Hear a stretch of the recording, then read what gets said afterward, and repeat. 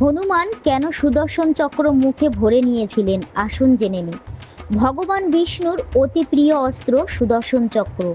একবার যখন সুদর্শন চক্র ইন্দ্রের বজ্রকে নিষ্ক্রিয় করে দিয়েছিল, তখন সুদর্শন চক্রের মধ্যে অহংকার জন্ম নিল। সে ভাবতে লাগলো, ভগবানকে মহান করে তুলেছি আমি, আমি ছাড়া ভগবান বিষ্ণু অসম্পূর্ণ। তখন ভগবান বিষ্ণু বুঝলেন অহংকার ভাঙতে হবে, তাই তিনি হনুমানকে ডেকে পাঠালেন এবং দরজায় পাহারা দেওয়ার জন্য সুদর্শন চক্রকে পাঠালেন।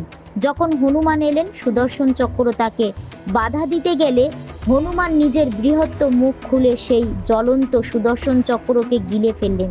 মুহূর্তেই চক্র তার সমস্ত তেজ হারিয়ে ফেলে।